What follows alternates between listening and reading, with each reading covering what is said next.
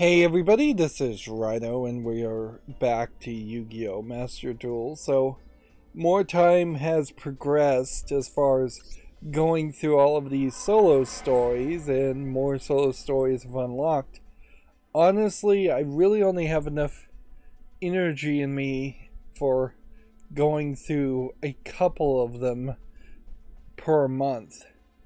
So, noticeably here we have a new story here, a new story here, and a new story here, and then a continued story here, The Legend of the Star Heroes, to push the World Legacy story even further, which we probably should do that one. They are even kind of, I think, emphasizing the World Legacy with this art that they recently released. Let's see if I can figure out where to find the art. Monster art is here. It is. Yeah, World Legacy.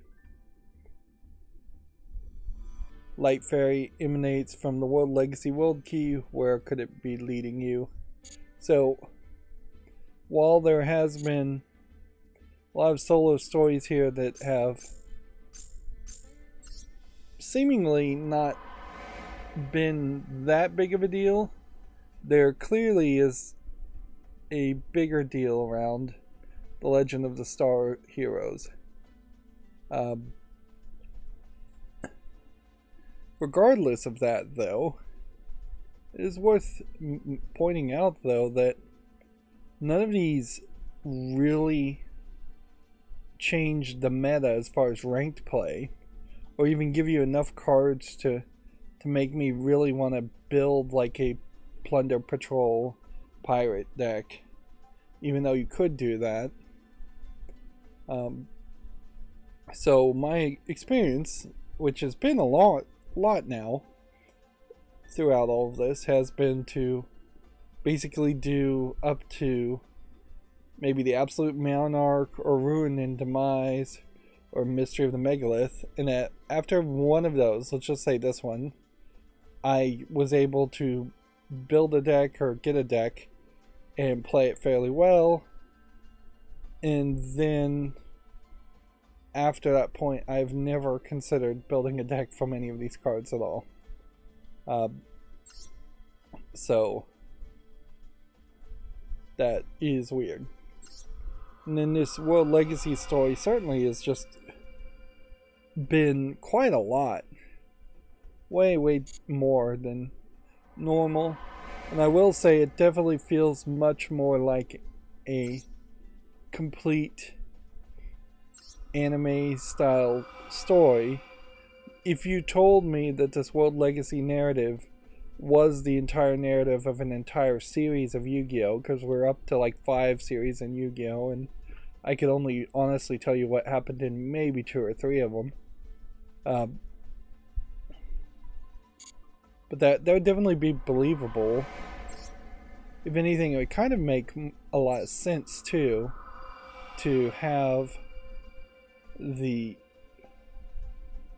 one's incredibly long, to have each series of Yu-Gi-Oh set in a different universe, with just the connecting tissue being that everybody ends up as Yu-Gi-Oh cards or plays Yu-Gi-Oh cards. I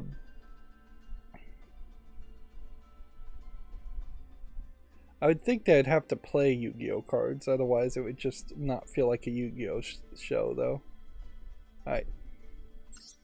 So, with the fall of the World Legacy World Wand, the Guardian Dragons awaken, and the advent of the Great Darkness draws closer, will RM's choice change where the World Legacy will lead us?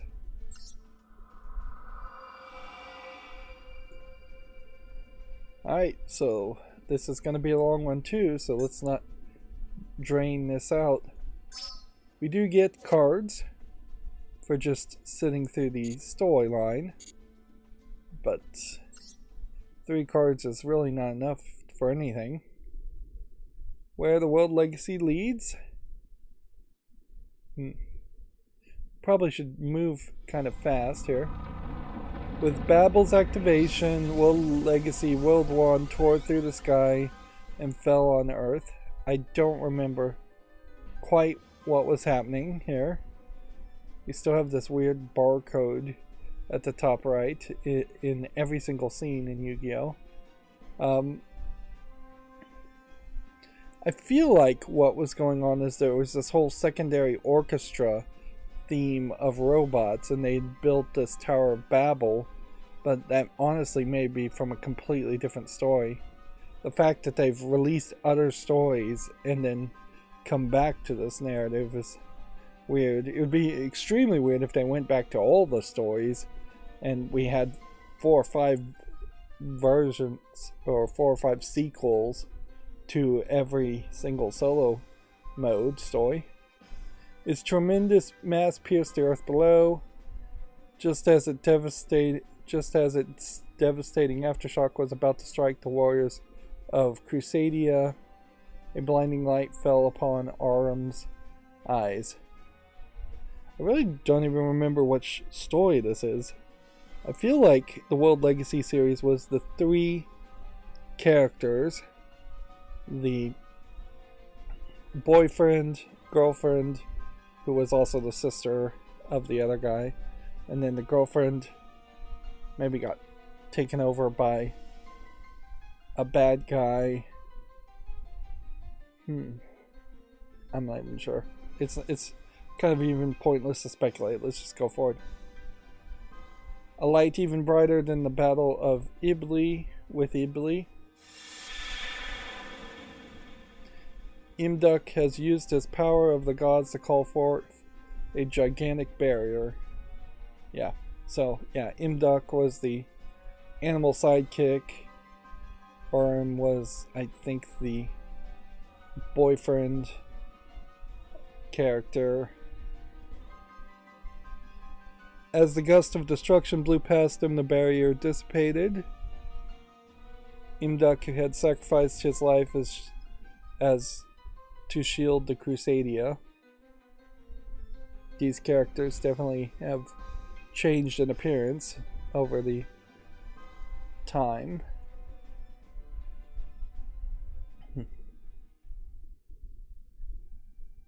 With his life force depleted, Imduk falls to the ground.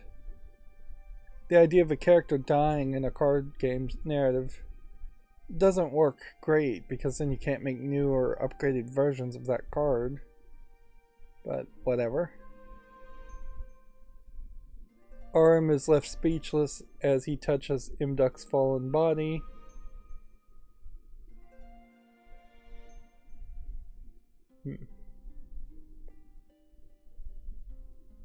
The body of his invaluable ally.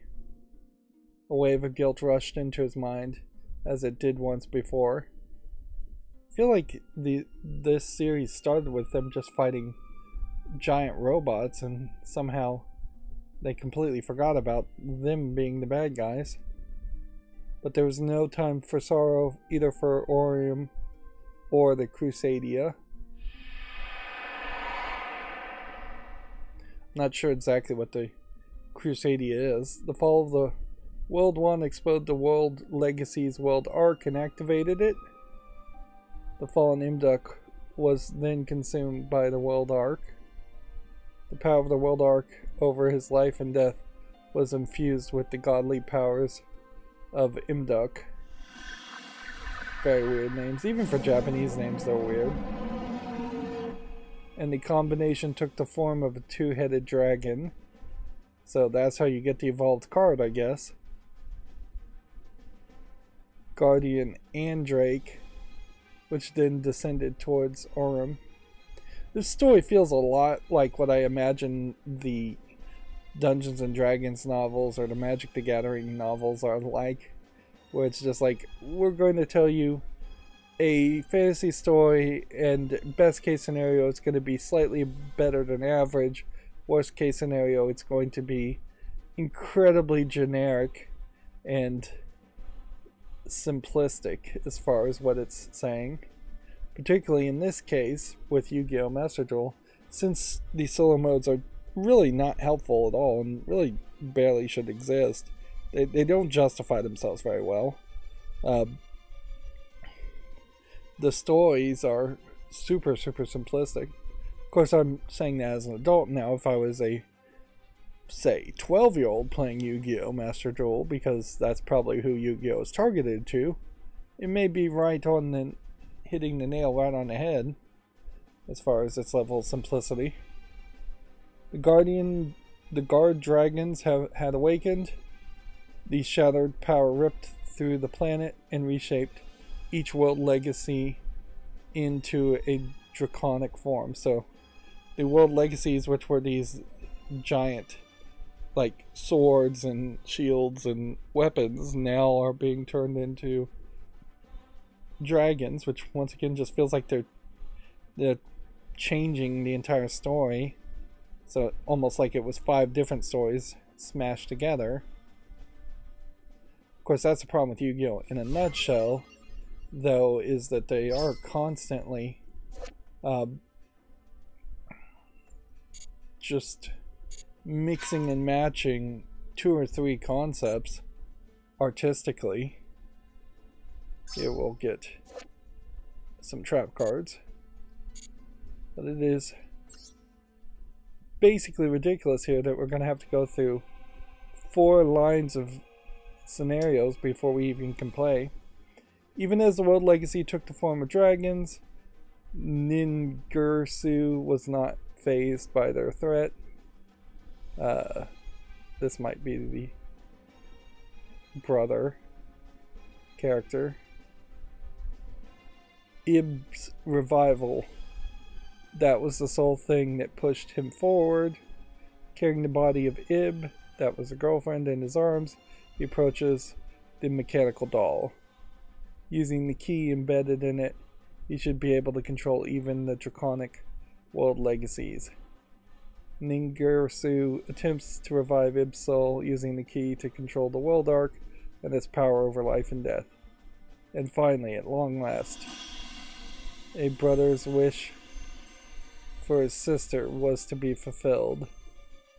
So they throw in this mechanical doll. This was one of the orchestra themed mechanical robot dolls, different from the robots that they fought at the very beginning of this story. The doll slowly absorbs Ib's remains. Smile for me again like you used to before. Ningirsu calls upon Ib. Ib and the doll become one. The soul revival is complete. However, the soul, now bound within the mechanical body, was not that of whom he sought for. The smile on her face was not the compassionate smile of Ib, but a wicked grin frozen in place.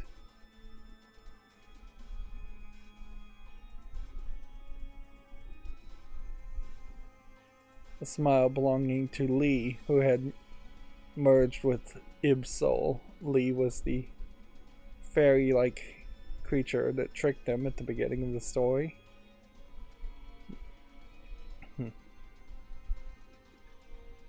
resurrected Lee took control of the puppet and using the power of the key, she decimated what remained of Ib's soul. She then called upon the new draconic world legacies and consumed them, growing to enormous size. Like, really just jumping the gun there. That is happening way too fast for the dragons to be introduced and then consumed. But I guess when your goal is to literally just justify the existence of 1 to 3 cards, jumping forward as to why the visuals would be different is the only way you can attach a story to what is basically just a collection of loose-fitting images. By consuming Ib's remains and the 5 dragons, Lee turned into the monster known as the Nightmare Incarnation. Idli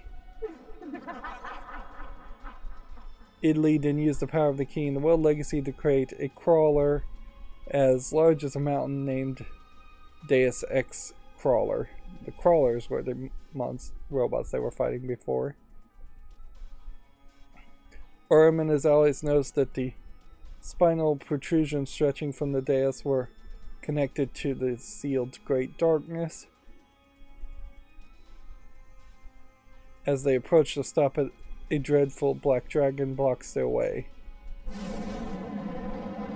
It had been consumed by a deathly force and becomes Italy's vanguard. It used to be Imduk. Now he had become World Legacy Guard Dragon Mardark. I really wish this was voice acted. Like, almost certainly I'm doing a terrible job reading this out loud. It's just like, who would want to listen to this? I have to apologize, frankly. It's like I'm standing in front of a class reading from a book that is 5 letter grades above where I should be in school. Back when I was a child, of course.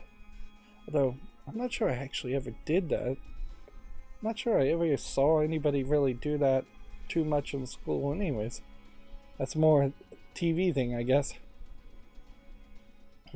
I know we did do it, but not much. I probably would have just said no if somebody asked me to read to the class. Or, I would have read as terribly as I have here, and people would have ignored this. So you can't unlock this gate until you have an icon. Interesting. And I've bought all the icons I think I could have possibly bought from the beginning of Yu-Gi-Oh! So you must get the icon by going forward at some point. Let's see. Don't get the icon here. You do get, I think, the icon here. So 2 more stories. Then we can unlock this and then play this. So why even have a gate at that point? Why not just have the branching spot be here? Yeah, it doesn't make a lot of sense. Oh well.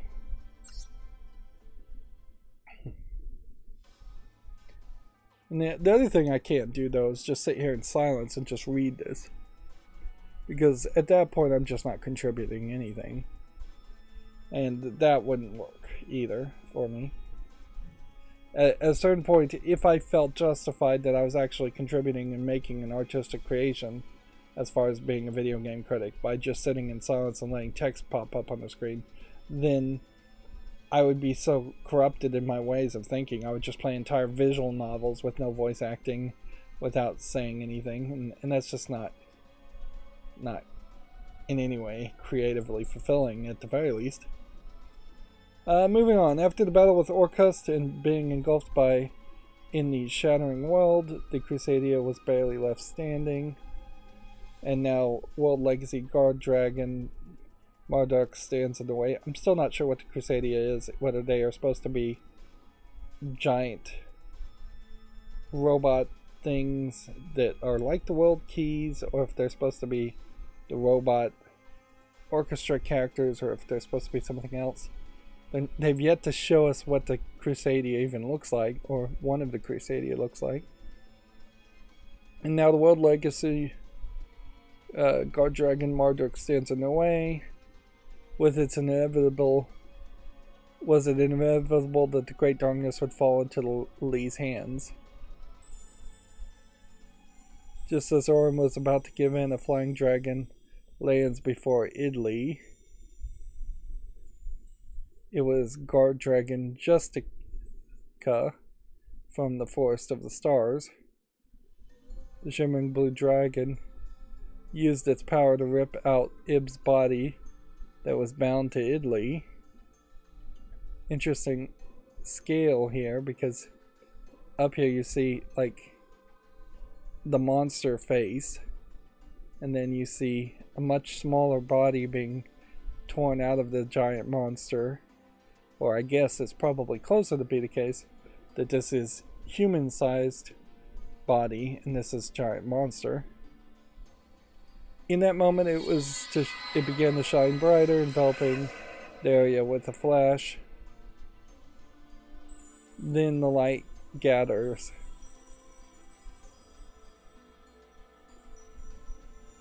I feel like I've seen the art for this card. I think it's caught my attention. Noticeably so, because you have this shaman-like girl who knows the age and anime moe art styles. I don't even know if you'd really call this moe or if this would be closer to the kawaii cute art style. I'm not even sure you call it that. It might be its own slight variant for the animators in Yu-Gi-Oh! Regardless, you have the shaman girl in fairly short skirt and then showing a lot of belly too. Then the lag gathers. As Orm opens his eyes, he sees the figure of a young girl. And so is this supposed to be the same girl, or is this a new girl, new personality? With, I think, glass wings. So, yeah. The kind eyes of that girl he knew so well. Ningirsur's sister, his childhood friend.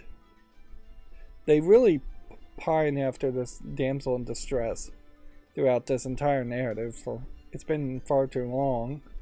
If anything, it probably would have been more mature storytelling to have just stuck with killing her off at the beginning of the story and then leaving her dead. Perhaps even replacing her with someone who feels a little bit like that character but is a different person with a different personality.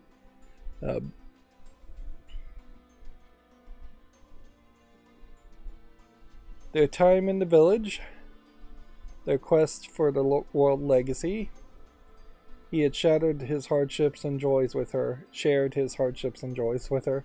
It was none other than Ib, so it is Ib. She had supposedly been destroyed by Lee, yet she stood before his eyes.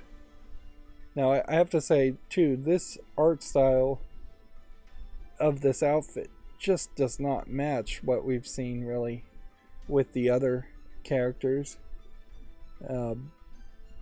But whatever. I mean, it's just yet another thing that visually, thematically, just does not quite fit. You could have had an entire expansion with shaman characters that were dressed in similar outfits and eventually evolved to have glass wings. Aram and Ib were reunited once again, yet there's no time to rejoice as another calamity soon occurred. Also, Aram is covered in the electrical blue circuitry lines and metal armor. If they show him, that would make a decent contrast. Ib's body, now separated from the key and its inheritor Ib, could no longer control the world legacy and went into overdrive. It went into overdrive, I assume is what they mean there. Oh yeah, and now we get 20 minutes into this, a reminder that this game is about Yu-Gi-Oh cards. So yeah, here you have Aram, just head to toe, golden armor with blue electric lines and a big sword. Then you have this shaman angel type character in her, and then you have something completely different over here with the guard dragons.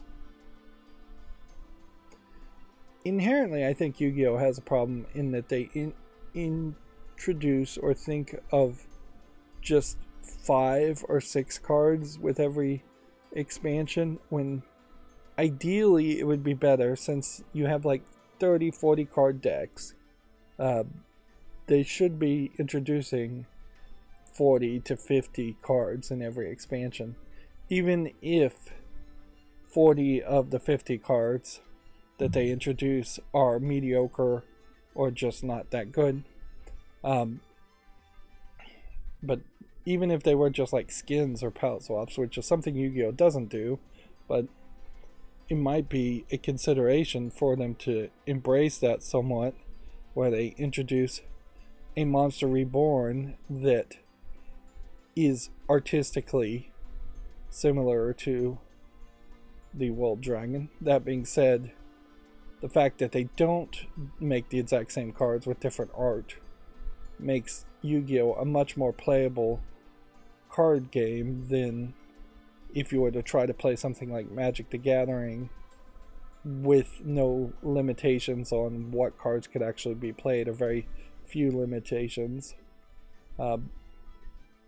Because in Magic the Gathering they do change the card art, and a 2/2 bear could have a completely different name and a completely different art, but it will have the exact same cost and the exact same effects. But you wouldn't really recognize that while playing, because it visually would look different and have a different name. To save their friend Imduk from the deathly force possessing him, they attempt to call upon his soul. Their call drives it from his body and awakens his soul within. So now we get introduced yet another card. The awakened Imduk amplifies his life force and is reborn as the divine dragon World Chalice Guard Dragon Almarduk. This is a, I think, ritual summon card is what the purples are. Even during this transformation, Idli's rampage continued. Idli being the improved version of Lee. Changing the name certainly confuses the issue. Even in Japanese, if these are direct translations from Japanese and they are changing the name from Lee to Idli, that wouldn't make a lot of sense unless they're changing the name in such a way that it's Idli actually is being translated from something like Super Lee or Super Saiyan Lee might be a good equivalent of that too. That's where you get a lot of those Dragon Ball type phrases where it's like Super Saiyan Phase 5 or whatever. In Japanese, that may be a very much shorter phrase that makes sense because each part of the phrase makes sense. You could certainly do that in English too. Instead of changing Lee's name to Idli, instead they should just call it like Five Dragons Lee, or Lee version 2, or Super Lee, or Lee parentheses super form, or Five Dragons form, something like that. And at last the monstrosity dug up by Deus Ex Crawler reared its head. Upon seeing the abomination, Ib explains, "This is the true form of the Great Darkness. This is the embodiment of divine power, world gears of thurological demergy."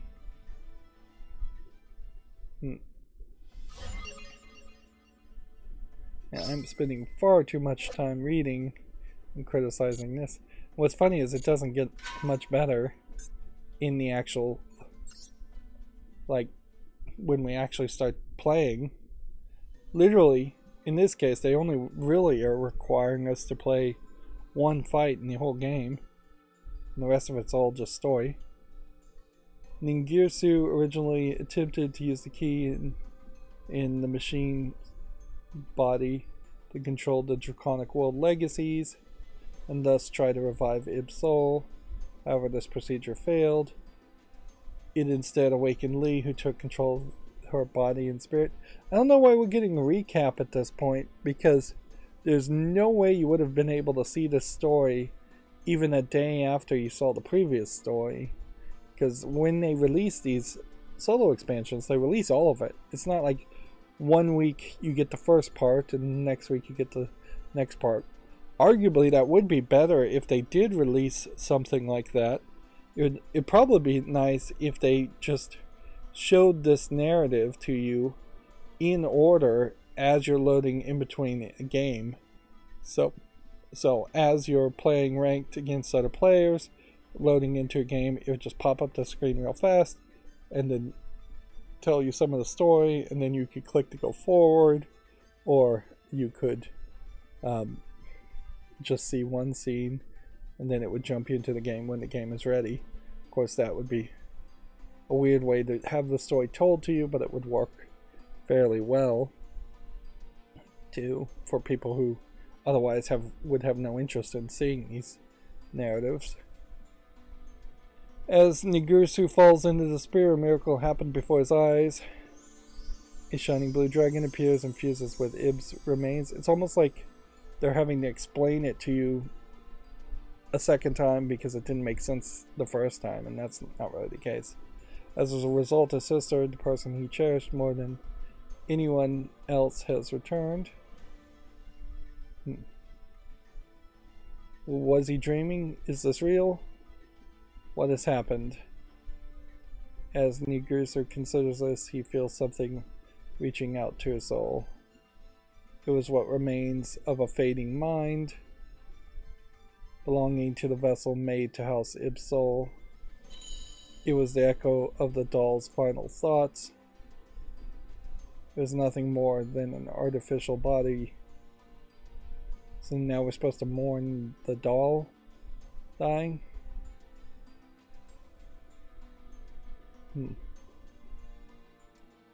But perhaps through the power of its host, or because of the power of the key, the empty vessel grew a consciousness that was neither Ib or Lee. Since we're mentioning Key, there is an anime. It's a fairly old one called Key the Metal Idol. That, without spoiling that anime, from I would say it was probably late 80s, early 90s. That there's definitely a theme of the character being a robot and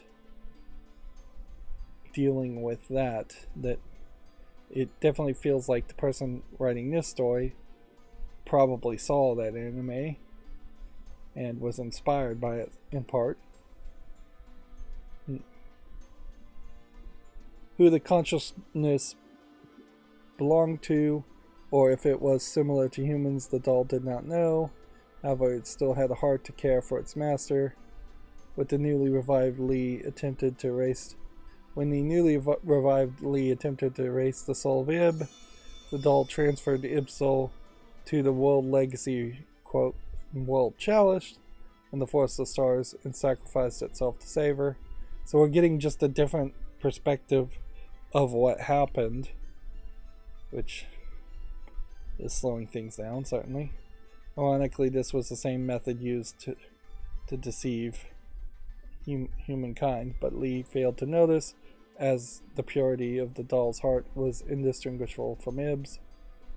Having heard this final echo, Nigursu clutched the sash that had belonged to Ib, the doll, and Galatea, I don't even know who that is, and stood with renewed determination.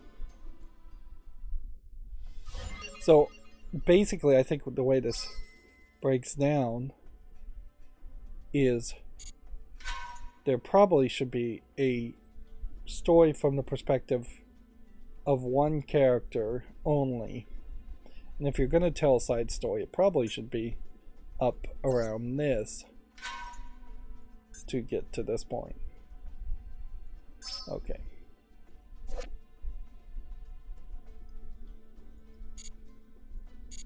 And then we run into the problem where, for the most part, I'm still just playing the exact same Zodiac Trident Brigade deck.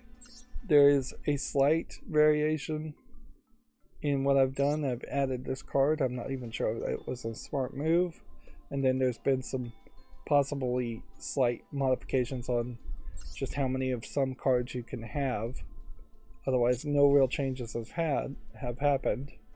So it's not really interesting as far as making content to play this first. Let's do the loner deck, and at a 3-star we should be able to succeed. Here we have a new background I don't recall ever seeing before. You just basically have to remind yourself that the reason we were here in the first place is to play Yu-Gi-Oh! And the solo mode is really failing to be a right, well, can I summon two things? I guess I can.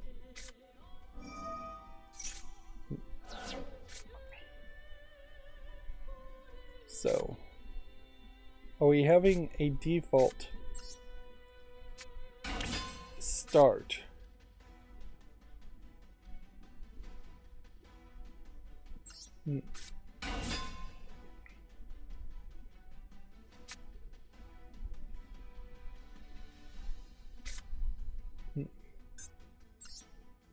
Okay. 1000's a little low, 1000's low, 1200.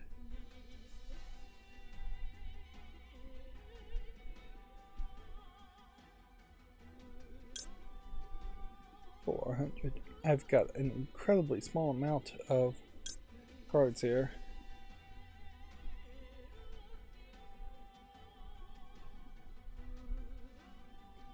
I think I'm supposed to probably summon this. Do this. And once per opponent's turn, we can do that.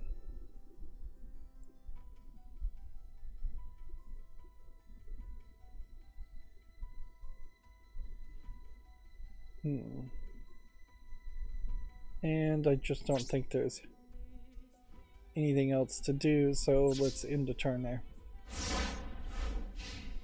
I don't think these are puzzle style challenges. I think this is just straight up play, which they're throwing new cards at us, so it does kind of feel like there should be some play.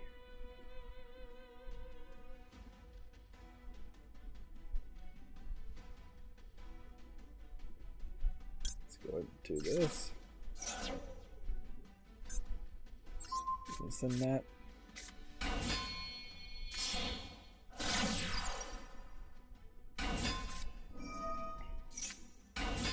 So you summon link spiders to then summon that, which probably means I should have waited to activate my skill until way later. Not that it looks like it would have helped too much.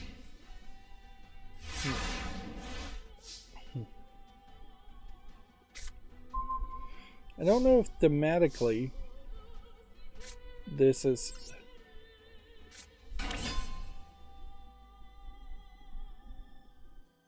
the way this is supposed to go as far as the card playfield, or if the card playfield is just randomly chosen.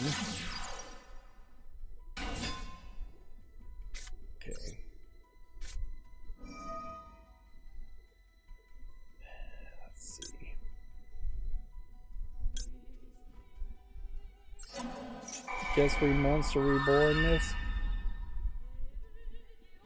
I'm not really sure why I was able to Monster Reborn that, considering how this only points to the right. And usually when you summon these, they have to be pointing to each other. Alright, well, we did get something there.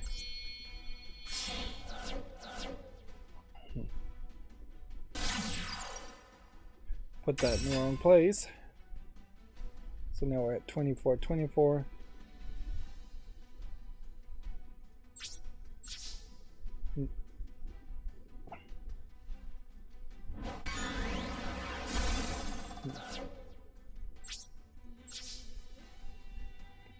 And that looks like that's all I can do. You're in this weird catch-22 where on one hand the opponent could do some amazing trickery and win and show you an amazing combo as to how to win. On the other hand, if they do that, then the opponent's going to be too hard to defeat, and then you're just going to struggle, as I am now struggling. Probably due to my own fault of, I would assume, summoning too many things early on.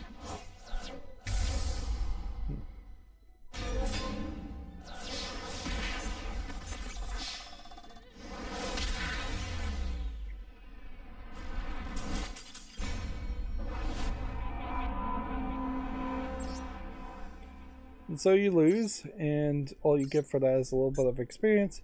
Noticeably, the experience also not really getting you anywhere. Like, they want you to get to level 50 is the highest level at the moment, and has been since the launch of the game.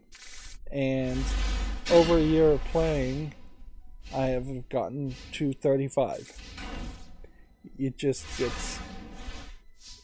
You would have had to have just played an insane amount of Yu-Gi-Oh! To have it any higher.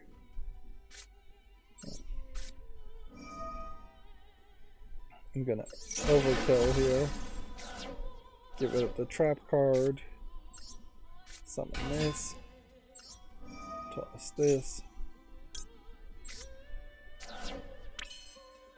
Summon this.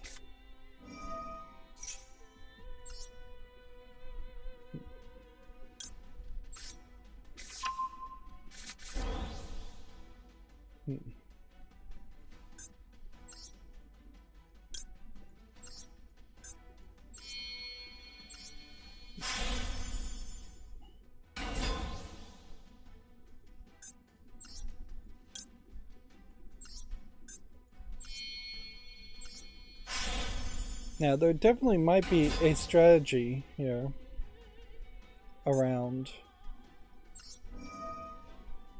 not summoning all of these characters.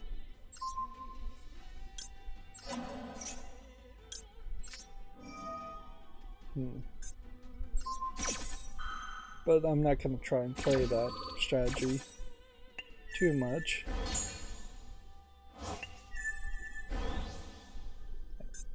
The main thing here is you want to have an even number and not an odd number of your stack here of cards under cards at this point. That way we can do a direct attack here and then go ahead and set that and then summon Zeus, who is technically worse. But I already committed to it, so I can't do anything about it. Zeus direct attacking next turn would not have won. Had I not summoned Zeus, I would have been able to direct attack and win on the next turn potentially.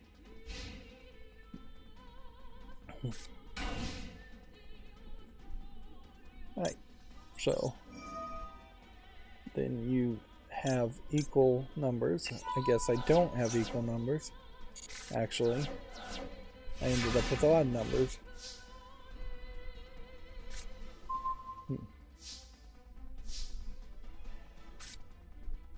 And while this deck is still very much working very well, it is repetitive, to say the least, to do the same things over and over again, even if they are winning.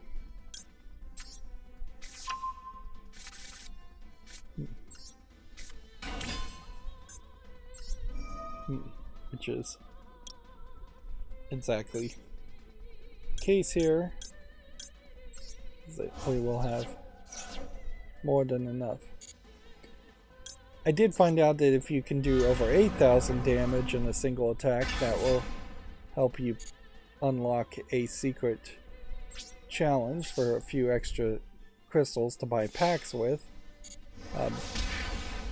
That being said, you're not really going to pull that off without at least 2 or 3 cards working together.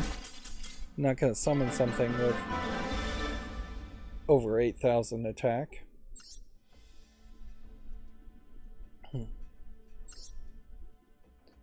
And storyline wise, that doesn't really tell you anything. It's almost as if they wanted you to be able to play this after story, then look at this story and then play this. So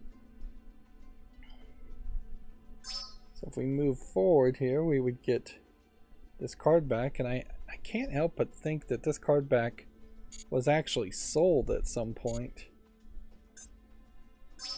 Or you get 3 copies of 1 card. I have a decent amount of the cards at this point. I would say somewhere between 3/4 and 2/3 of all the cards in Yu-Gi-Oh! Master Duel I have at least 1 copy of, and it really hasn't helped at all because it's too much of a commitment when you have 7,000 to 10,000 cards. There's, I think, 10,000 cards actually in the Yu-Gi-Oh! Card game, at least the Japanese version of it, and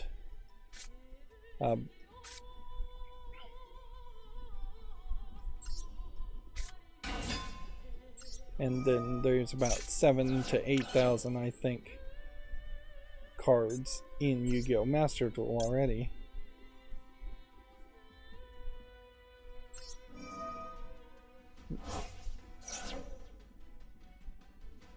So it becomes very questionable as to just how in the world would you possibly sort through the 7,000 cards.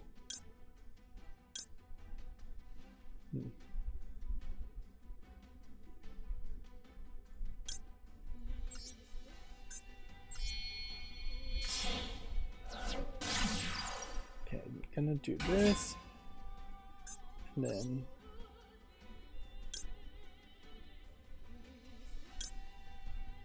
we'll link summon this.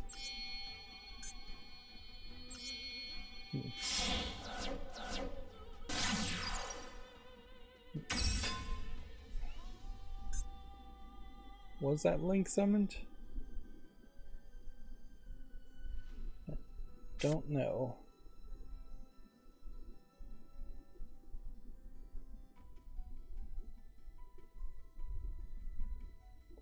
Is he sending this to the graveyard just to raise that attack?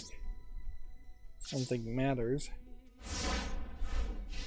And again, that may just be too many cards to play on the first turn when you can't even attack on the first turn.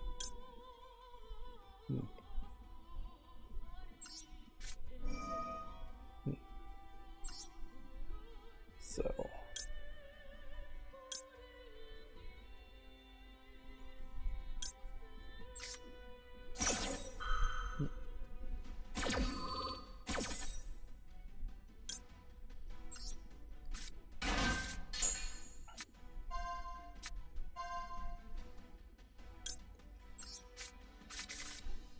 part of the problem certainly around the idea of so many cards also runs into this issue where honestly for each of these challenges there's probably only 2 decks at most worth of cards that you need to learn, but you're not likely to learn it.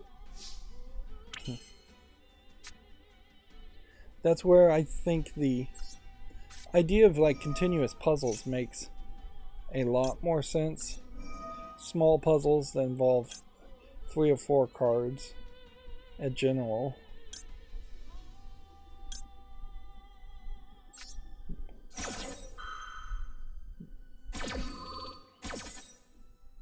Of course that takes more thought processing.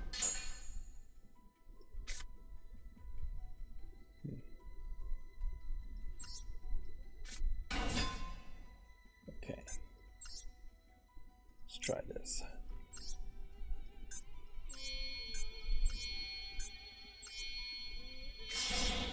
This does feel like this is what the strategy is that you want to get to this character and potentially have some support to this character.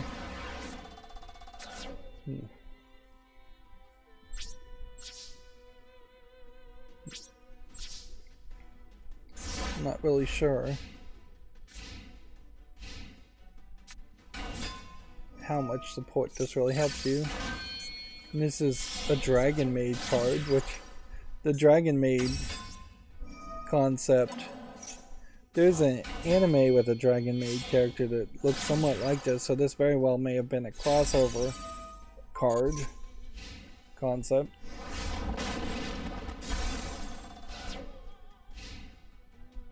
Again, I just got wrecked there with somebody that apparently can attack twice.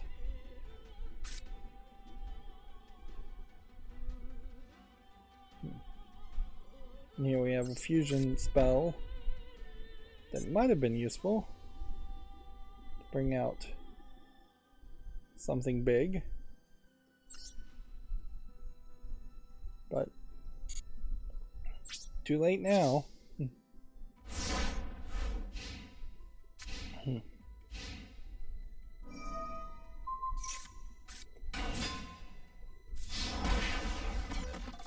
The Dragon Maid anime, I think, was supposed to be just kind of a cutesy, funny thing, so it really does not fit thematically, I think, in the idea of this solo narrative in particular.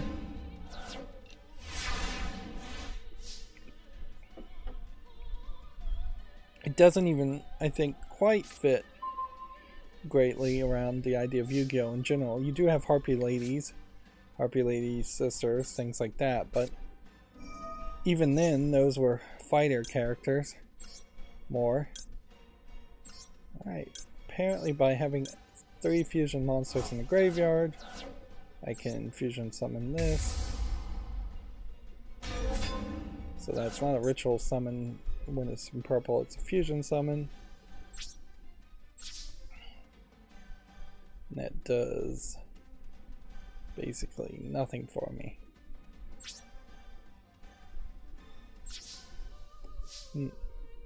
Still can't activate this. This isn't helping me. And this wouldn't help me.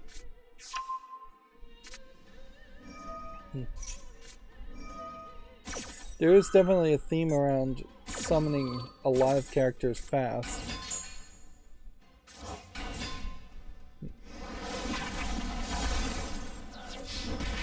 So all he had to do is clear the field and attack and you'd win.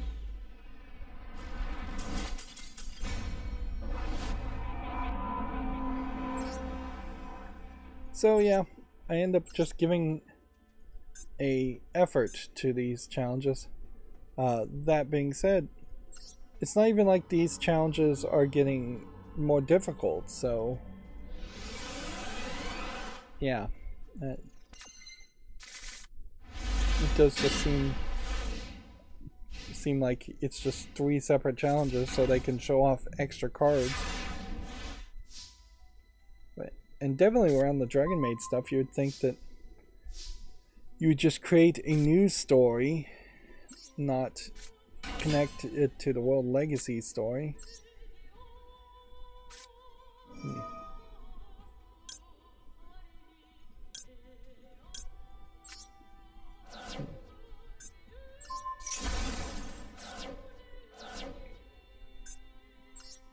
Okay, in this case, since I don't have anything else I can do, I should just cycle through this very quickly.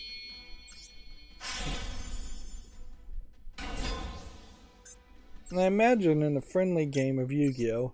You would just pull out all 4 of these cards and show them to your opponent if he really wanted to see it, and say I'm just gonna summon these all in order and save us all some time. I don't know if I've ever seen a situation where somebody has been able to stop or even tried to stop me special summoning these 4 characters in a row after the first special summon. There's been a few times, not a lot, where they have stopped the first special summon, but that's about it. And once they stop the first special summon, they just kind of break the cycle at that point.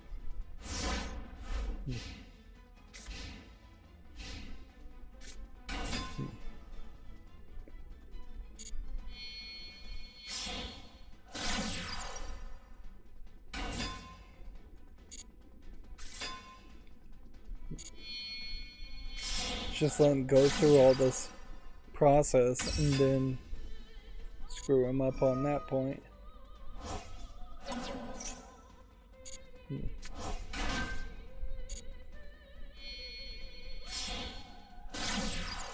Because ideally, you would want to let him do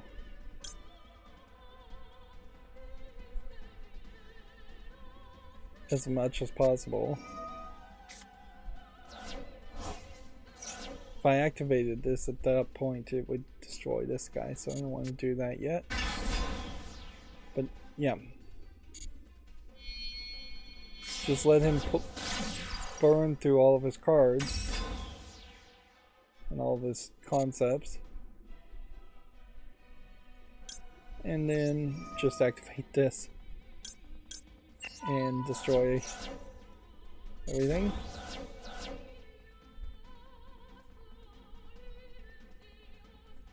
And there's no reason to summon this because it would destroy this, so you get a 3,000 for a 3,000 for no reason.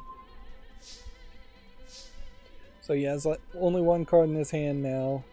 He's in a considerably worse situation. This character can summon 2 cards, or use 2 cards to summon this.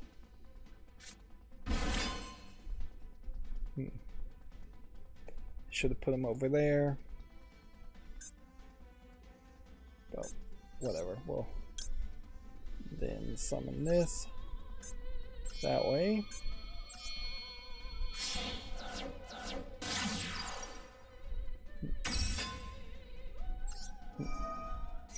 This will allow me to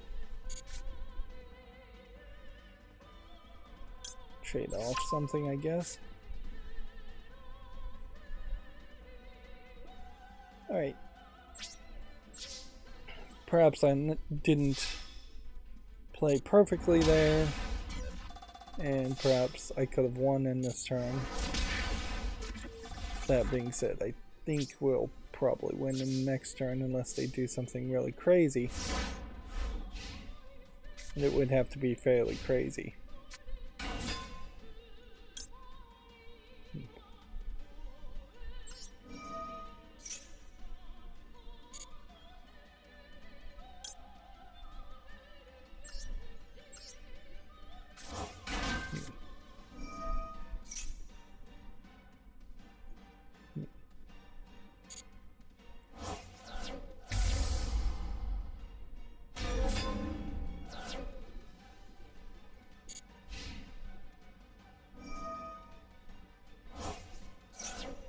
So we'll now activate this.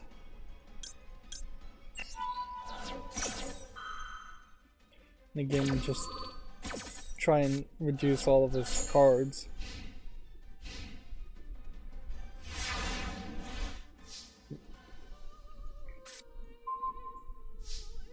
It's really unfair and not particularly fun, just to be honest about it, that the Zodiac Tri-Brigade deck, just this deck that I saw online that was being played fairly regularly at top tier ranked play, is just so effective at addressing the few challenges that you can possibly put up as a Yu-Gi-Oh player, that it becomes this default deck that you'll just play over and over again as far as all the solo modes.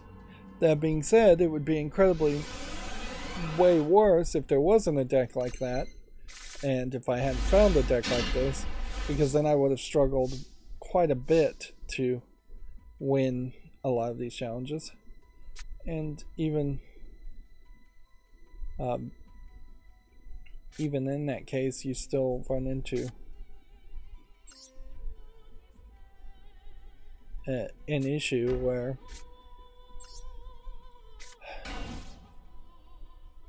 you still have to figure out how to win with the loner decks, and the loner decks are still quite a bit of a challenge.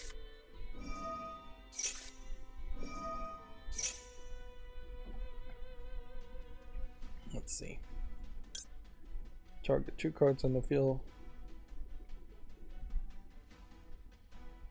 Let's not activate this yet. So he's gonna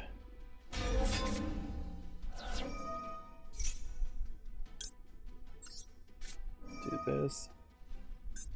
And we'll tribute that to destroy this and destroy that.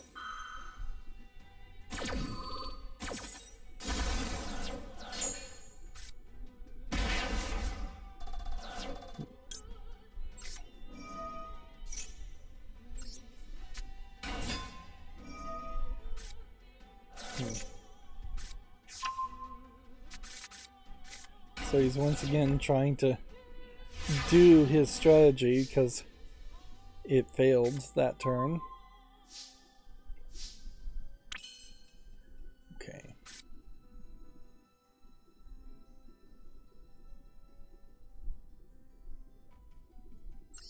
For someone like this, apparently I can then special summon this. Which would let me special summon this. If we could get something to point to it.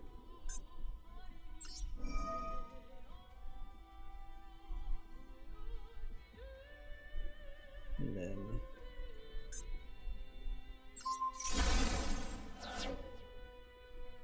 what are we going with here? Here? This one?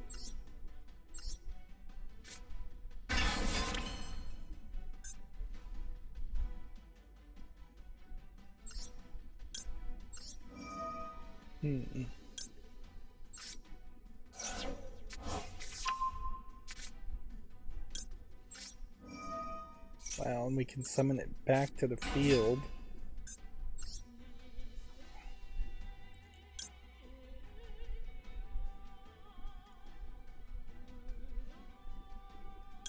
Which one of this?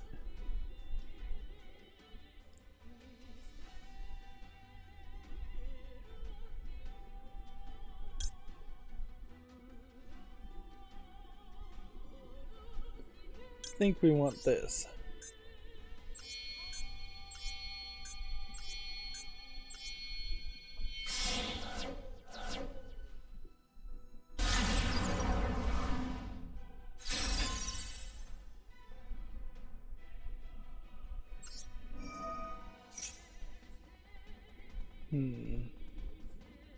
We'll take this, I guess. Just pick a random card.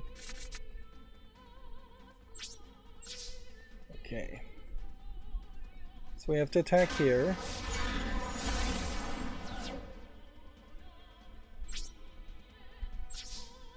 So for some reason, it has to be a face-up card, I guess, to get that second attack. I may not be doing as well as it seems, though.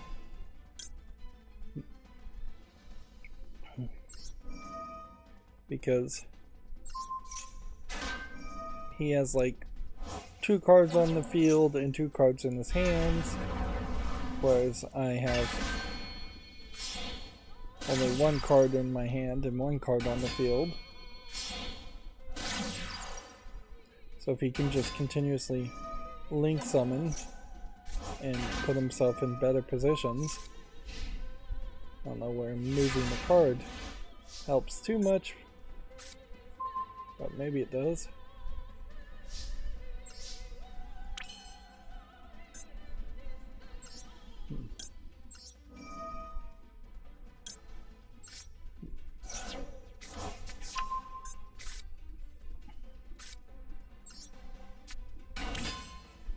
Okay.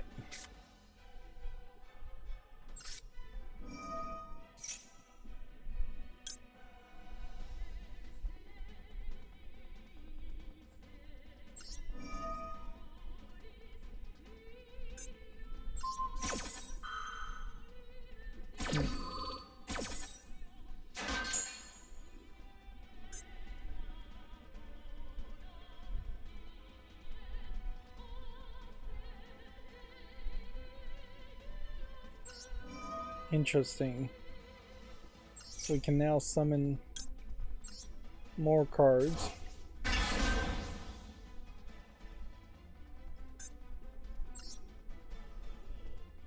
And would we want to do anything else different, though? Not sure we really would. Okay.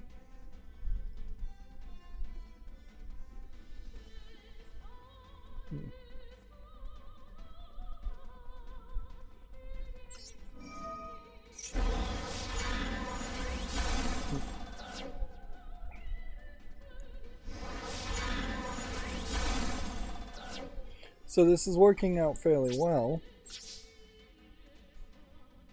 So let's just leave everything as it is.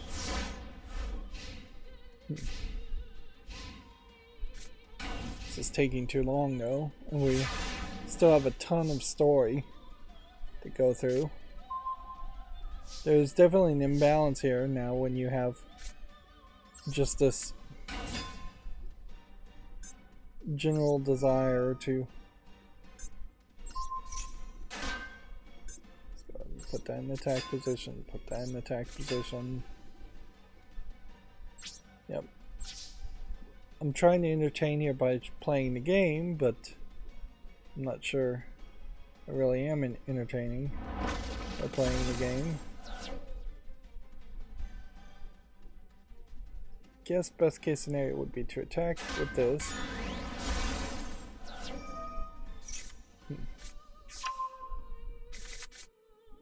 And then attack with that and win.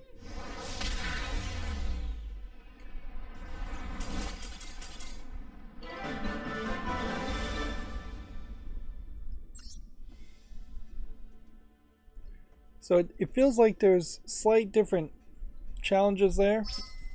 And if anything, I would say maybe the challenges were even a little bit more difficult. But that's about all I can say. And then we run into this problem where we're going to have scenario here, which we should just jump into and not talk about it. And then a duel here. And then this only unlocks once we have a protector reward, which we get here. And then there would just be a couple more challenges, which I'd kind of lean on the idea of just not doing those extra challenges, considering how not a single one of those have succeeded as far as me playing the loner decks. At last, the Great Darkness, the Avatar of Divine Powers arrived, world gears of Thurological Demiurgy. I don't know how to pronounce that. Facing such an overwhelming foe, Orm remembered a passage from the Legend of the Star Heroes. To fend off the Great Darkness, Orm informs Ib and his Crusadia allies. I don't even know what Crusadias are. I guess it's these characters. They mentioned them like 4 or 5 times and didn't show them. Of his plan of action. His plan was to inherit the key, which Mech Knight Blue Sky had once attempted and have failed. His aim is to use the power of that power to combine the gathered world legacies into a single entity. Assisted by Ib and his allies, he began the unification. Upon realizing Orm's plan, the desperate nightmare incarnation Idli attempts to stop him. Imduk and the Crusadia give their all to defend Orm and Ib. However, Idli's attack was tremendous. Just then, a man with a slash clenched in his fist came forth to face the challenge. It was Ningirsu. So Ningirsu has jumped from being the good guy to the bad guy to the good guy over the course of these stories. He gathered the remaining parts of Babel and the Orcust. The Orcust was the robots, and forged a colossal sphere. With it, he strikes Italy with a ferocious blow, straight in her mouth, I guess. Gathering up all his might, Ningirsu then forges his final and ultimate creation. The creation intended to protect the divine reincarnation of Ib.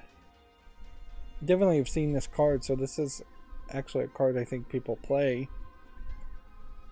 It was a colossus combining every Orcust and even the creator himself. Dingirsu, the Orcust of the Evening Star, had been born. Idli continued her rampage, still desperate for the divine power. The animations here still are very basic. A little flashing lightning, a little bit of flowing smoke. That being said, at least the animations are somewhat varied in the backgrounds of these, whereas when you're opening card packs, the animation is incredibly boring. It's a little bit varied, but not enough to make you interested in it. The main problem with opening card packs is when you get a super rare, it doesn't make a sound or say you've got a super rare. When you get an ultra rare, which is even more rare, it doesn't do any little fanfare, no fireworks go off, no sounds, no flashing. So opening a normal card, which is considerably less valuable than an ultra rare, feels exactly the same, and it doesn't really get the player, or payer in this case, hyped to the idea of opening up another pack and seeing if they could get even more rare cards, ultra rare cards. Whereas Hearthstone had that down pat. That was amazingly good voice acting of the innkeeper whenever you opened a super rare, and player feedback. But whatever. Idli continued to rampage, still desperate for the divine powers. Ningirsu, now with the power of a machine god, did not hesitate while striking with his spear. Subjected to the fierce assault, Idli's body began to fall apart. And even yet, Li's tainted spirit was obsessed with attaining godhood. With her sanity long lost, Li used Deus Ex Crawler to forcefully bind her soul to the world legacy. In response to her tainted mind, Demergy loses all control. The overflowing power of the gods was enough to accelerate the destruction of the planet. Orm and Ib continued the Key's ascension, and their allies stand to defend the two. There's far too many characters in the story at this point, too. The planet's destruction looked inevitable, but not a single soul was about to give up. Each and every one stood firm to fight against the divine power, and at last the ascension was complete. This story in particular really gives you the feeling like this world could possibly be a incarnation of some of the other solo story worlds, and that some of these solo stories are more connected than they seem. That being said, I just don't think that's ever really going to happen. I think these solo stories are going to be standalone for the most part, even though some of them have sequels. Again, you have this blue armor now, silver armor, with blue lining.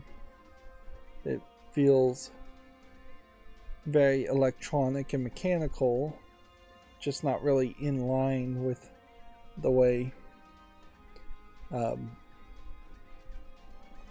forgot her name already, the shaman girl looked. With Orm having inherited the key, he wielded the power of the Great World Legacy as the legendary world hero, Mech Knight Crusadia Avramax. Starlight Hero, your sword swathed in light, may you triumph over the great darkness.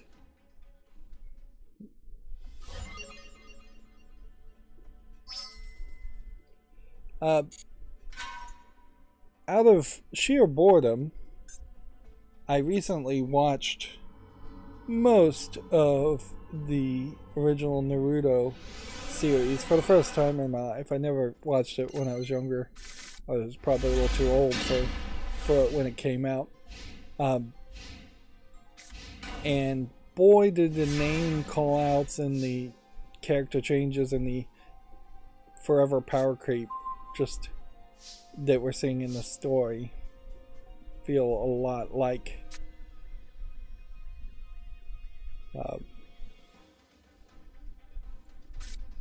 they definitely feel a lot like something like Naruto. That being said, I would also say that Naruto at least is a somewhat palatable kids show, or arguably kids show.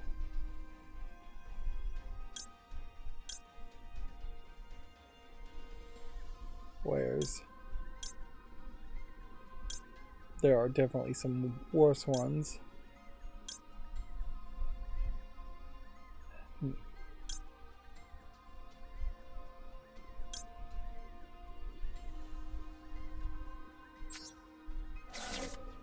Like, I tried to watch Shaman King's the Netflix remake of Shaman King, and I found that completely unwatchable because it was just far too weird.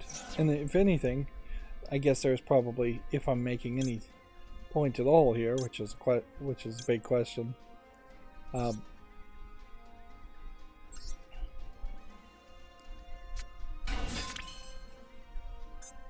the inconsistency of an art style in something like Shaman King. I should have put it in the other point.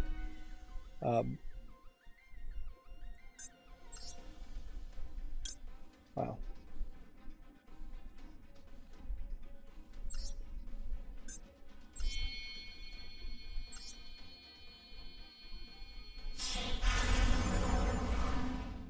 Oh man, I think I'm just losing the plot here.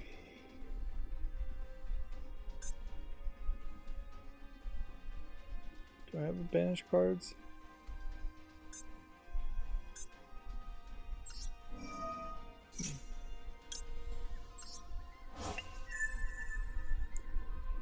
Well, anyways, the point I think I was trying to make there is that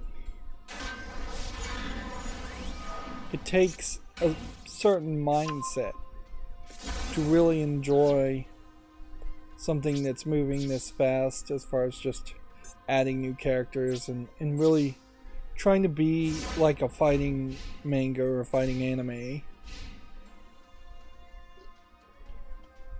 I'm not really sure that's where collectible card games should fully focus on. And that's not a problem exclusive to Yu-Gi-Oh! Either. That, like, every single collectible card game that I can think of is built around the theme of characters fighting each other for almost every single card. Whereas you probably would still need to mostly have cards fighting each other. It wouldn't hurt if you had some characters just kind of hanging out with each other, or assistive spells or field spells that are more just about other actions taking place.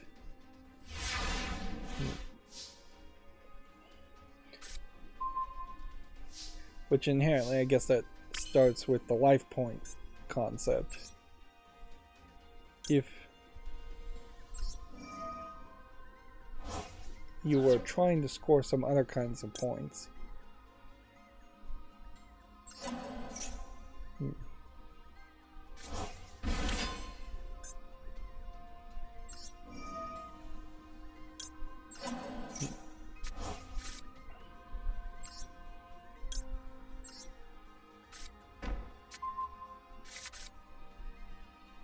there are more complicated games out there. They tend not to be collectible card games, though. They have alternate win conditions. And even this game does have technically alternate win conditions in the sense that it has Exodia, Forbidden One, as a win condition, or the Destiny board as a win condition.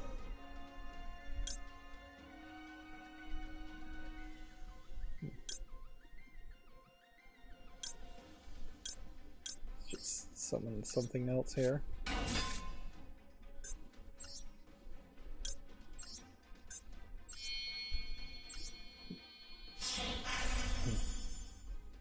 This guy probably doesn't need to be in one of those zones. 25, 2+ affect monsters. I think you say no to that.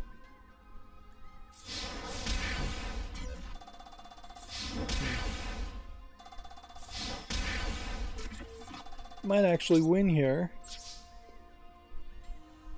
but you definitely have to ask the question, am I going to win here because I got lucky, or am I winning here because they gave me better cards in this loner deck, or did I somehow get better at playing? And I have no idea how I could have possibly gotten better at playing.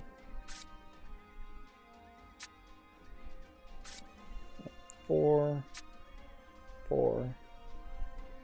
Let's go ahead and summon this.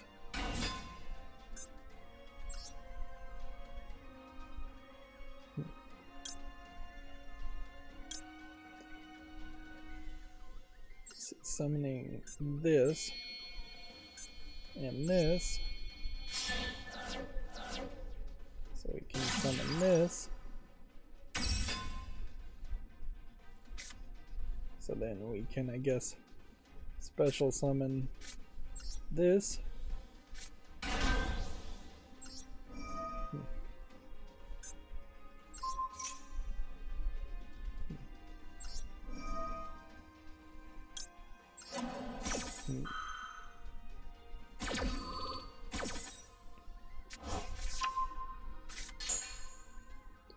Not really sure what the goal really here is.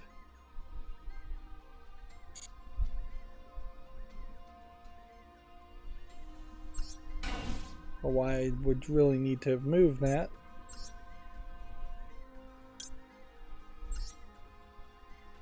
Try that. And then that.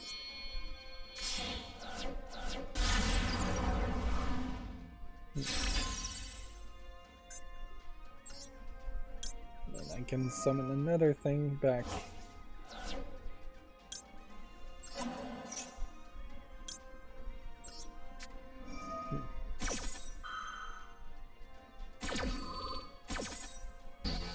Oops. Just negated my own activation. That was dumb.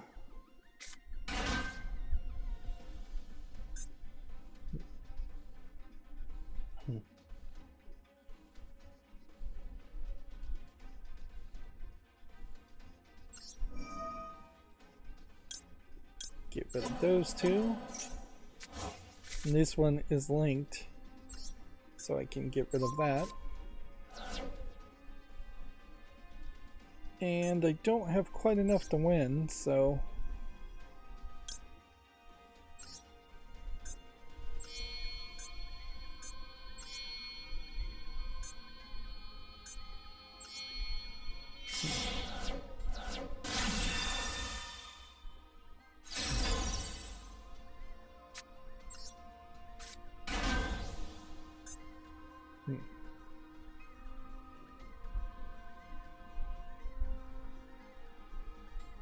if it battles an opponent's monster, double the attack. It doesn't matter. It would be ridiculous to do anything more now. We've made it up to 4,000 somehow. I don't know how. Let's win and move forward. It didn't feel like a major challenge there, but I am just nodding off also.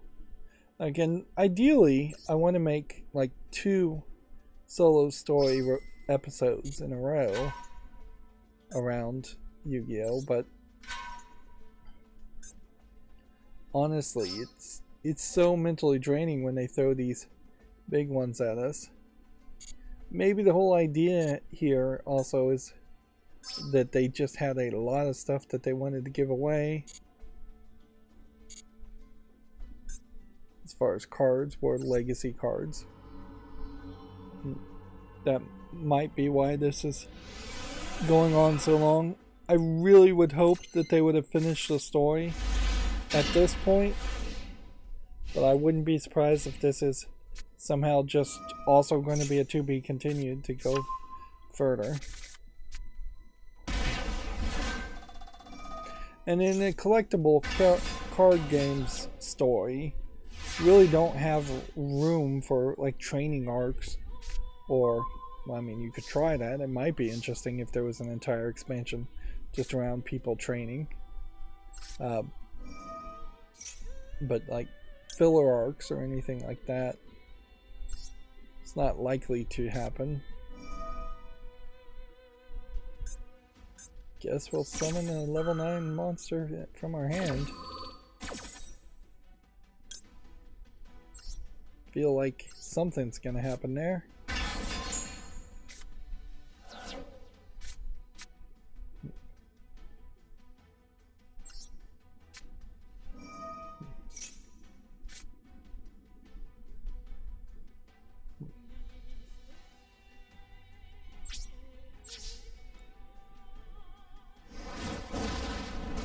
See what happens. I feel like probably I'm going to end the turn and then this one's going to destroy itself, but apparently not.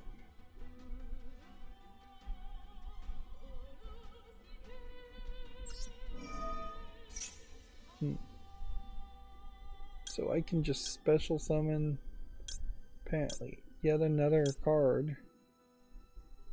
Interesting. This is getting ridiculous.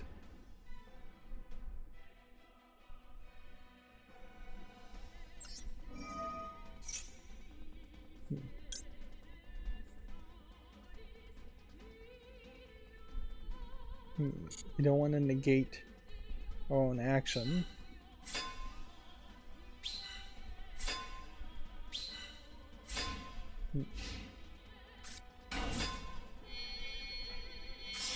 And that's more than enough to win next turn. The card is activated, you can then tribute to Gene Rider things, so you just tribute 2 tokens. Negate the card and destroy it.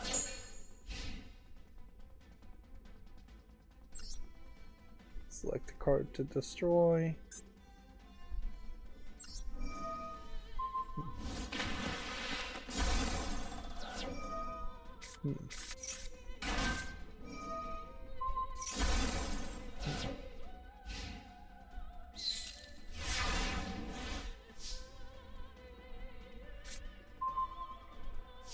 It seems like that worked fairly well.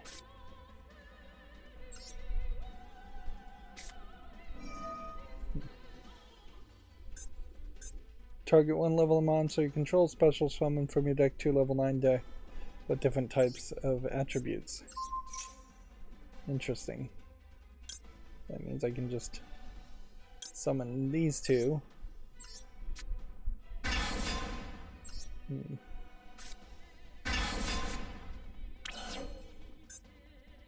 You contribute 2 monsters, or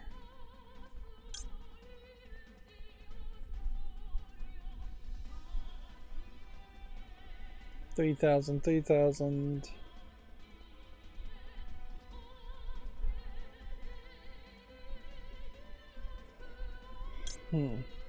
Well, it definitely seems like I probably would want to summon this.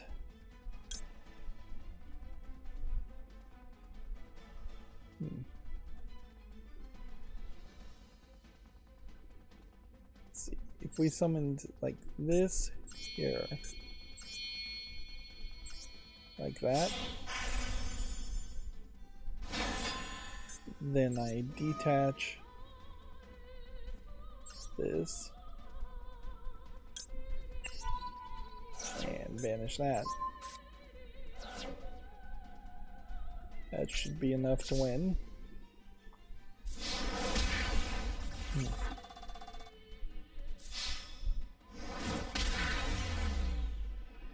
So we've done better with these later challenges than we were doing with the earlier challenges as far as actual gameplay, because at least I'm getting clears with the loner decks here and here when I didn't get a single clear with the loner deck there. And then we really are just getting a whole bunch of collectible stuff. I guess it's nicer that these accessories are being given to you instead of being sold to you. It doesn't really feel like Konami running Yu-Gi-Oh! Has that much of an interest to give away free content that they could be selling, but obviously if they can give the first taste to a lot of players and get them addicted to the idea of buying mates or buying different table playfields, they potentially increase their chances of getting people to actually start purchasing the other things. Of course, that is one of the problems that runs into Yu-Gi-Oh! Overall, is that I just question how actual profitable it is, because there's really no reason, it seems like,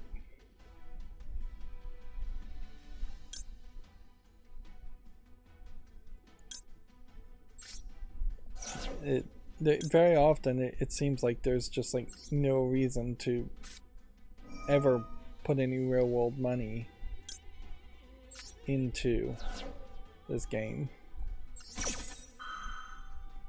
You can do just as well pretty much with doing the daily quests. And I guess that inherently gets back to the idea that because there's 7,000 cards, you don't even know what cards you want. So how would you possibly know what cards to potentially go after?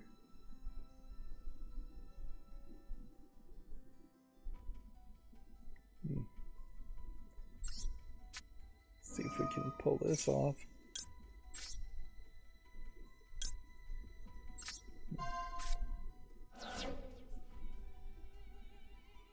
That's not what I wanted to do. I've banished too many cards.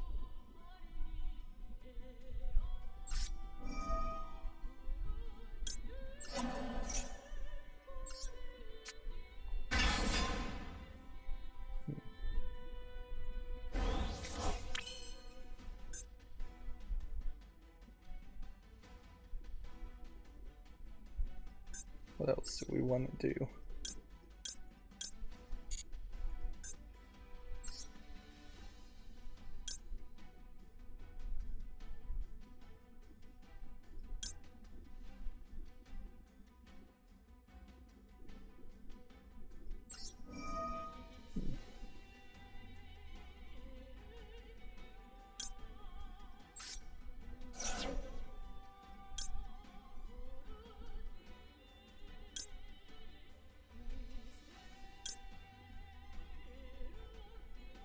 Guess we'll do this one. This is just far too many cards.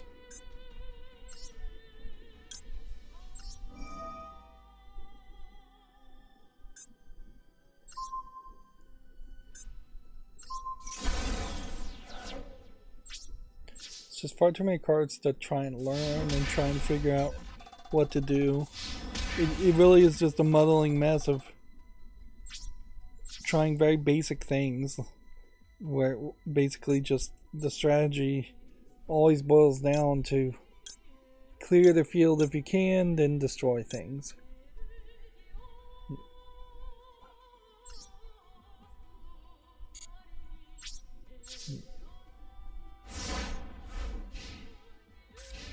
And I may very well win in the next turn, but I am not sure I've learned anything.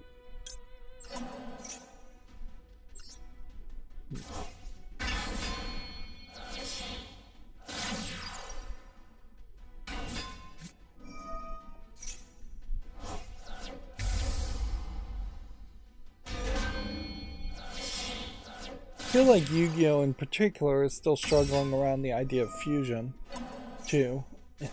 With the before launch of the cards concept being that you could just fuse monsters willy-nilly and make up new monsters off the top of your head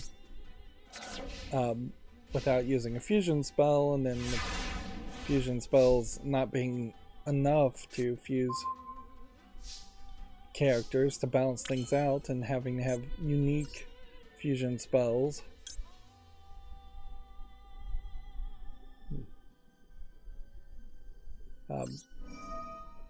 You run into the situation where you have a bunch of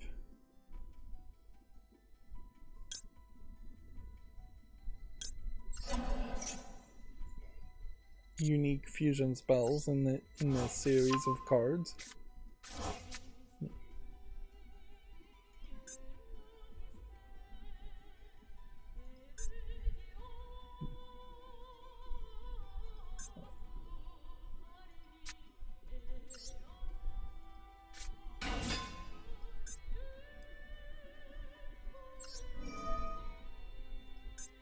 See what this does.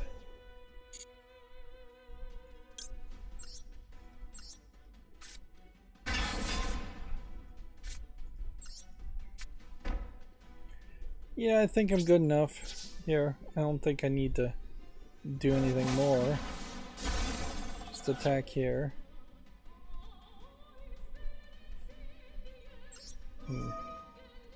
Sure, we'll add this to our hand just out of an abundance of caution.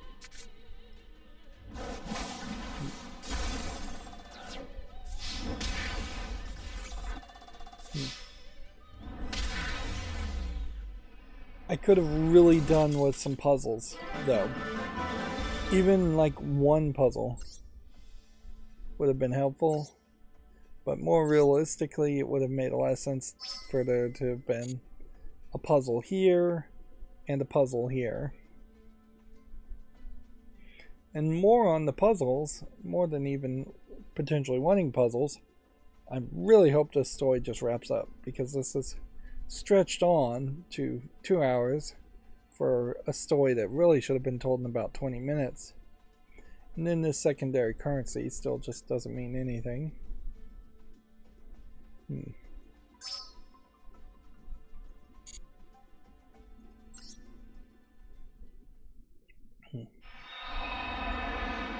Arm wields his powers to evade, block, and neutralize the thrashing waves of destruction, and he gradually closes in on the rampaging world gears of theriological demiurgy. Making his way inside of it, it was as if he was being guided towards its innermost sanctum. In the sanctum awaited Lee, but not her fairy form. Instead, she had the form of a human, and she looks like a scientist, because, if I recall correctly, this world had an entire society full of science thousands of years before the beginning of this story. It was told in flashback, and she's holding some kind of egg thing, it looks like. It was the faint remainder of her consciousness. Faced with the woman who had so stubbornly strived to obtain the god's power, Orm asks, "Why did you go down this path?" Lee, standing in front of him, did not open her mouth. Instead, her obsessive thoughts and memories that pervaded the surrounding area rushed into Orm through the key he held. Thirst for knowledge as a woman of science in the pursuit of truth. If it was only so simple, the world may not have ended up this way. But Lee's ambitions were were that out of the ordinary. She wanted to discover the truth behind the legends, and she did not hesitate to seek the divine power for herself. Was it merely a coincidence or an inevitable fate? Here's the flashback thing. The calamity came about because Lee lived in an era in which the key existed and society was highly developed. That's what the key originally looked like. More thoughts and memories rushed into Orem. This time it was Lee's nightmarish plan. The divine power will be mine. To obtain them requires complete dominance over the power of the key. However, the overdeveloped civilizations of machines had sapped the power from the earth. As such, humans of that era could not commune with the planet and thus could not become the successor of the key. If civilization must fall, so be it. Lee used Project Mekk-Knight and even her own death as a means to bring destruction to the world. After an eternity, she waited for Earth and its inhabitants to heal and to find their true heir of the key.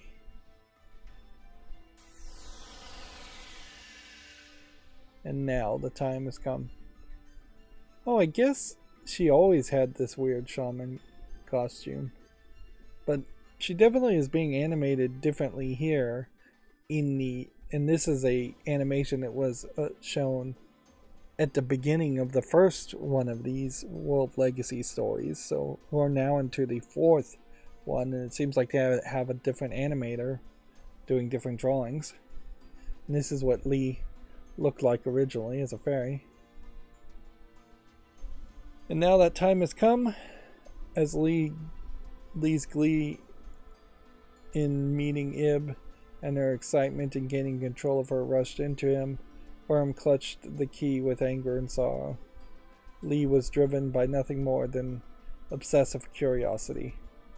There was no sacrifice too great for her goal. She had destroyed a civilization and toyed with the lives of many. Though her actions did not bear malice, they were nothing short of evil. It's an interesting concept, certainly. To be evil and not have malice. And certainly there are some strands of philosophy where if you don't have malice, it can't be considered evil. Although evil is a fairly loaded term, almost exclusively used in religion, where positive, negative, beneficial to society, not beneficial to society might be better phrases to use. World reassembly as a card probably means we're going to see the world reassembled. I hope this doesn't just set us up for the idea that the story could go on, but I really don't see a reason why the story couldn't go on.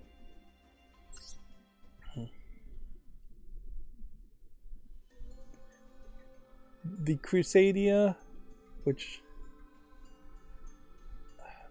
I don't know which one is Crusadia of the three things being shown at the moment.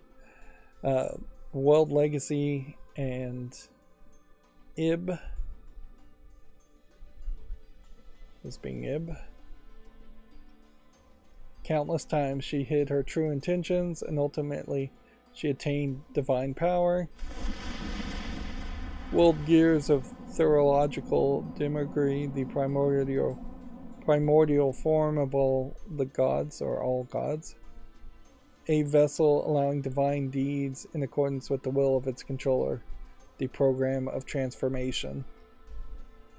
Those who had become gods before eventually lost control of the power of destruction and were decimated, leaving only the key. So there's definitely room for a flashback, even further in the past, to see that society dealing with creating and using this. To avoid that fate herself, Lee laid out her plans carefully. She integrated the crawler and its hive mind to achieve complete control over the divine powers. Or so it was intended. In the face of Imduk and Imduk's will to sacrifice their own lives. Here we're scrolling down a little fast. This is one of those weird situations where you probably should have let me see this first line of text, then start scrolling down and let me watch it as it scrolls down, then give me the next line of text. The miracle achieved by the machine doll and Ningirsu's determination. Urim became the successor, overcoming sorrow and uniting people along his journey. Lee still could not comprehend how her plan had been foiled by the combination of their willpower. As the remnants of Lee's mind vanish, a source of enormous power remained unclaimed. Urim, as the successor, needed to make a choice. The Demiurgy, corrupted by Lee's evil, had already rampaged across the planet and reduced it to rubble. The power of destruction once sealed by the gods grows yet stronger. The power of creation that served the planet's core was mostly extinguished. Memories of his journey came back to him, the memories of his loyal friends and allies. What is it he must do as the successor of the key? At that moment, after a moment that seemed like an eternity, Urim made his decision. As if in response to his will, the power of the key was released. So was the power of creation in the key? I guess maybe it was.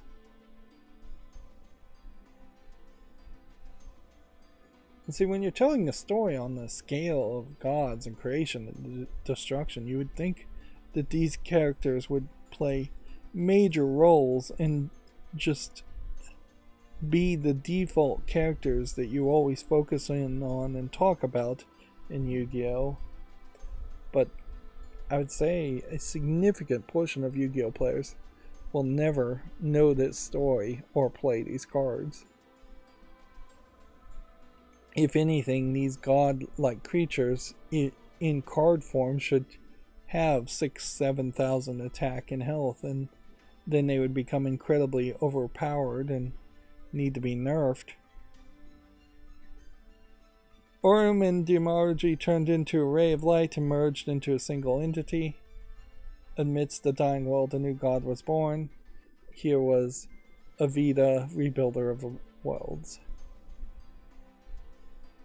What they probably should do is just have a nice little animation that pops up the titles of characters, and that way it's just like a consistent reveal of a name that is not in the dialogue. Urim, now wielding unprecedented powers equal to the gods, slowly raised his quote key and gave a command. The decision he made was bring back all the lives lost amidst the war over the world legacy, which that sounds like that's probably a lot of people. And by raising me to godhood, allow me to end the reign of the gods and prevent conflict over divine power from happening ever again. These seemingly conflicting commands were the result of his wishes. Perhaps this was blasphemy, a choice no human had the right to make. But this is what Urim chose, and so Avida, Rebuilder Worlds, started the program. And program almost implies that this whole thing has been nothing but a simulation, which I wouldn't be surprised if that was the case. The crumbling earth turned into particles of light and gathered before Avida, Rebuilder of the Worlds. All was engulfed in a blinding light. And yeah, that looks like that's where the story is going to end. Yeah. just on a cliffhanger. The phrase "the world legacy" I guess applies well to that ending, but it definitely feels like we are not getting a full wrap up. Or maybe we are. Here. Countless time has passed since that battle. The war over the world legacy. At its climax, Orem wished for the revival of the planet and the lives lost. He then disappeared without a trace. The planet was once destined to be destroyed by the destructive divine power. However, the battle scars of war have vanished like an illusion. Lush green nature fills the land, and life blossomed as it always used to. In a world without Orem, one final gift was left for Ib, the key that controls the fate of the planet, the sword with the power of the world legacy. The world legacy world key, now being a sword. Ib, with the sword from Orem in hand, set out on a journey to remember the planet that her beloved brother protected. Oh, it was the brother?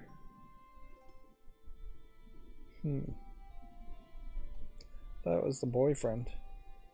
Imduk accompanies Ib, and Nigirsu watches over them from afar. Oh, Nigirsu, I guess, was the boyfriend. I'm saying boyfriend, but actually I don't think they even had a relationship like that detailed or that spelled out. And that's what I guess Ningirsu looks like now. Born anew as the protector of Ib and the planet, he is tasked with ensuring Im's wish is realized. Accompanying him as he supports Ib from the shadows is a now peaceful world. In the now peaceful world is the fairy Galatia, which I guess that's a new fairy, maybe based off of Lee. Under the glistening starlight, Ib takes the sword in her hands and it shines faintly. She and Imduk follow the ray of light toward the sky. Where does the world go from here? Hope is abundant once more. Ib carries on forth, guided by the world legacy to what lies beyond. Lies beyond should be really lays beyond, but I won't get pedantic on spelling since it is a Japanese game being translated to English. But yeah, unless they are literally implying lies as in a human lie, or a human being lies. Otherwise, if you're talking an object, it would be lays. Generally speaking, it would be lays. If you're not being specific. If it was to who lies beyond, that would be spelled correctly. And obviously, I'm not that interested if I'm talking grammar. Okay, and in finishing that, we found a card pack that I almost certainly have already opened. Yeah, you can see that I have a decent amount of these cards already, so it wouldn't really be a particularly good candidate to spend the last of my 1,000 or so crystals to open up this secret pack.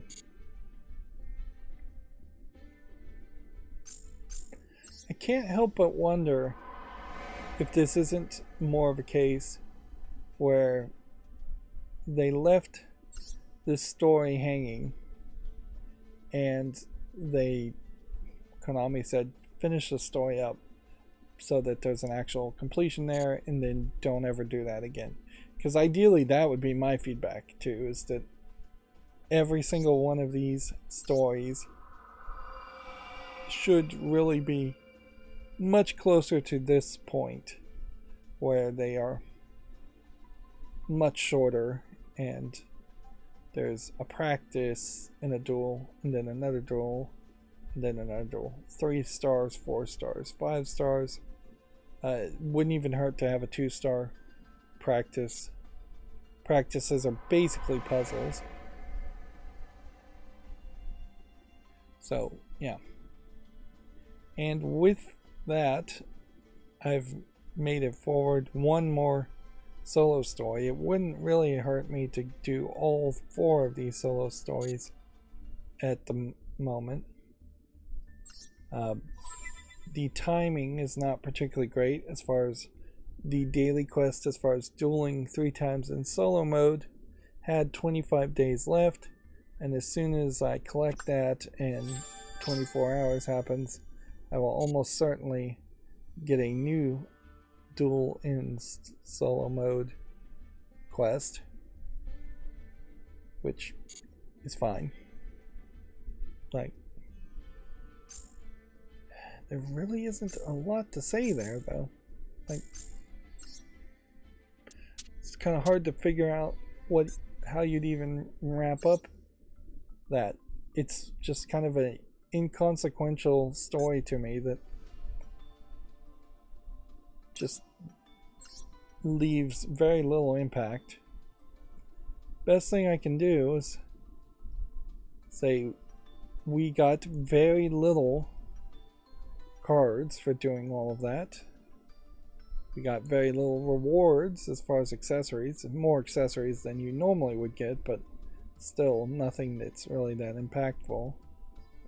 And as I scroll down here to just show off based off of the scroll bar and where this little line is how many cards I own at least one copy of, you can see that even if I had gotten 20 or 30 extra cards, it wouldn't have mattered.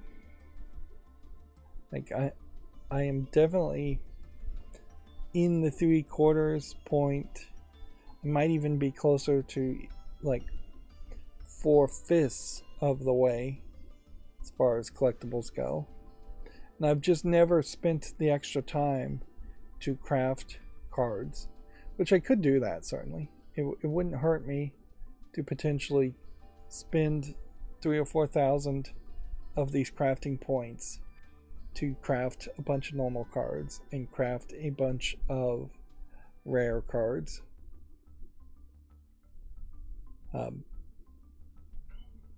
Was there a single card in what we just saw that interested me? Not really. Like, so we got a new